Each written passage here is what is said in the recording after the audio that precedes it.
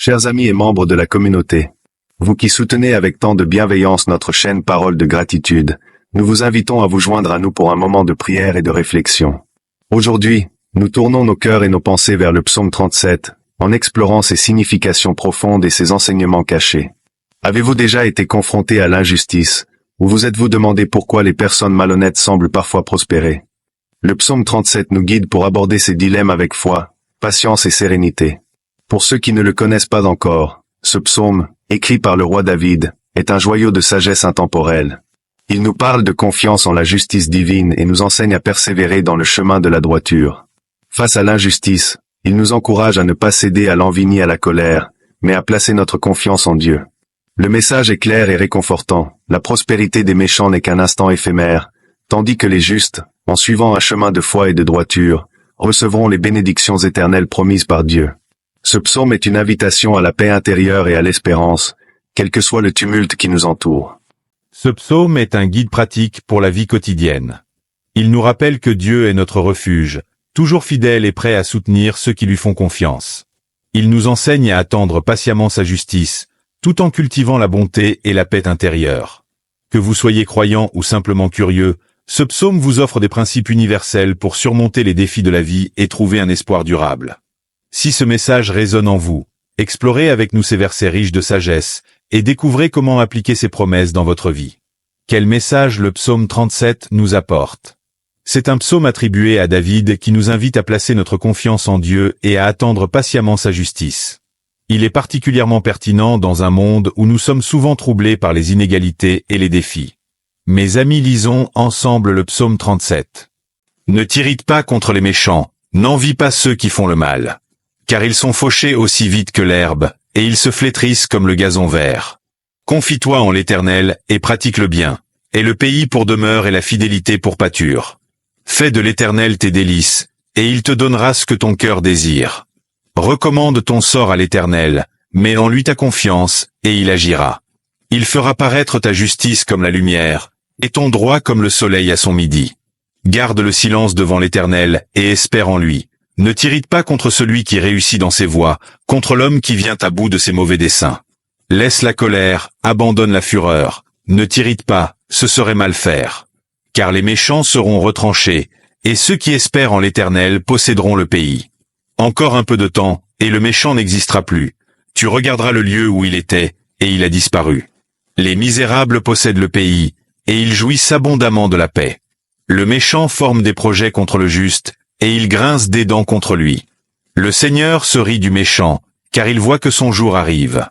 Les méchants tirent l'épée, ils bandent leur arc, pour faire tomber le malheureux et l'indigent, pour égorger ceux dont la voie est droite.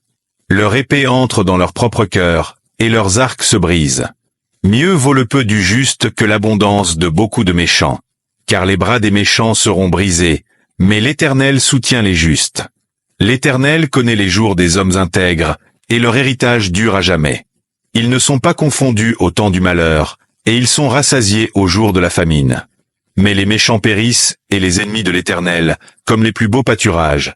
Ils s'évanouissent en fumée. Le méchant emprunte, et il ne rend pas. Le juste est compatissant, et il donne. Car ceux que bénit l'Éternel possèdent le pays, et ceux qu'il maudit sont retranchés. L'Éternel affermit les pas de l'homme, et il prend plaisir à sa voie. S'il tombe, il n'est pas terrassé, car l'Éternel lui prend la main. J'ai été jeune, j'ai vieilli, et je n'ai point vu le juste abandonné, ni sa postérité mendiant son pain. Toujours il est compatissant, et il prête, et sa postérité est bénie.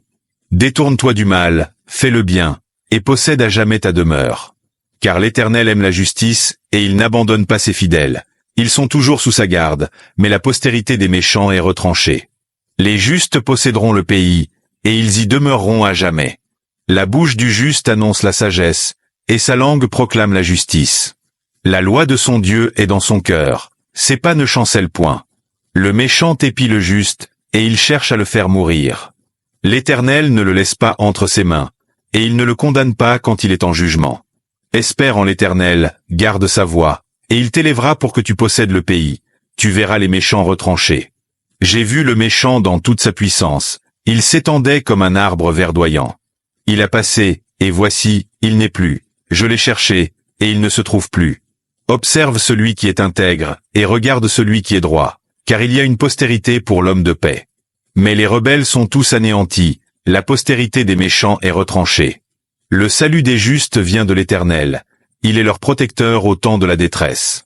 L'Éternel les secourt et les délivre, il les délivre des méchants et les sauve, parce qu'ils cherchent en lui leur refuge. Mes amis, analysons en profondeur le sens de ces versets du psaume 37. Versets 1 à 8. Ces versets introduisent une perspective apaisante face à l'injustice. David insiste sur l'importance de ne pas envier la prospérité des méchants, car celle-ci est temporaire. Il nous exhorte à cultiver la patience, à choisir la bonté, et à placer notre confiance totale en l'Éternel. En gardant une foi ferme, nous pouvons résister à la colère et à l'envie. Imaginez une personne confrontée à une injustice au travail. Plutôt que de s'énerver ou de se venger, elle décide de prier et de remettre la situation entre les mains de Dieu. Avec le temps, elle découvre une solution qui dépasse ses attentes, montrant que la confiance en Dieu porte toujours ses fruits. Versets 9 à 20. Mes amis, ces versets nous parlent de l'impartialité de la justice divine. Ces versets explorent la promesse que les méchants seront retranchés, tandis que les justes hériteront de la terre. David met en avant la nature éphémère de la méchanceté et la solidité de la justice divine. Le croyant peut trouver la paix en se souvenant que Dieu contrôle le destin de chacun. Dans les moments où l'injustice semble triompher, comme dans des conflits sociaux ou politiques, ces versets rappellent que la justice de Dieu prévaudra toujours, même si elle prend du temps à se manifester pleinement. Exemple biblique. Pensez à Joseph, vendu comme esclave par ses frères. Malgré des années d'épreuve, Dieu l'a élevé à une position de pouvoir en Égypte, révélant que la justice divine agit en son temps. Versets 23 à 29, le soutien divin pour les justes. David nous montre ici que les pas des justes sont guidés par Dieu. Même s'ils traversent des épreuves, ils ne sont jamais abandonnés. Cette section renforce l'idée d'une relation intime entre le croyant et son Créateur, où chaque difficulté devient une opportunité de croissance. Lorsque vous êtes confronté à une décision difficile ou à un échec, ces versets vous encouragent à vous relever avec la certitude que Dieu vous soutient. Visualisez-le comme un père prenant la main de son enfant pour l'aider à marcher après une chute. Prenez un moment pour réfléchir aux fois où vous avez ressenti la présence de Dieu vous soutenant. Notez ces moments et remerciez-le dans vos prières. Quel verset du psaume 37 résonne le plus en vous aujourd'hui? Partagez-le dans les commentaires et dites-nous pourquoi. Si ce psaume vous touche, écrivez simplement le mot justice dans les commentaires pour affirmer votre foi en la justice divine. Partager ce mot symbolise votre engagement envers la confiance en Dieu et son plan parfait pour nos vies. Avez-vous déjà expérimenté la paix ou la justice de Dieu dans une situation difficile? Votre histoire pourrait inspirer quelqu'un et renforcer la foi de cette communauté. Quel verset du psaume 37 résonne le plus en vous aujourd'hui? Partagez-le dans les commentaires et expliquez en quoi il s'applique à votre parcours spirituel. Quel verset du psaume 37 résonne le plus en vous aujourd'hui? Partagez-le dans les commentaires et dites-nous pourquoi. Avez-vous déjà expérimenté la paix ou la justice de Dieu dans une situation difficile? Votre histoire pourrait inspirer quelqu'un. Mes amis, le psaume 37 nous enseigne 3 piliers essentiels. La confiance en Dieu, même face à l'injustice. La patience, en attendant sa justice.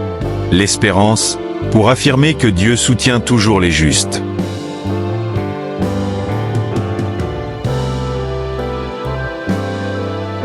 Mes amis, si ce message vous a touché, cliquez sur le bouton j'aime pour montrer votre soutien à notre chaîne. Rejoignez la communauté Parole de Gratitude en vous abonnant à la chaîne. Et recevez régulièrement des messages de foi et d'inspiration. Activez la cloche. Ne manquez pas les prochaines vidéos en activant les notifications. Partagez cette vidéo. Transmettez ce message à vos proches qui pourraient bénéficier de cette réflexion spirituelle. Commentez. Écrivez le mot justice en commentaire pour affirmer votre foi en la justice divine. Votre engagement sera un signe fort d'espérance et de communauté spirituelle.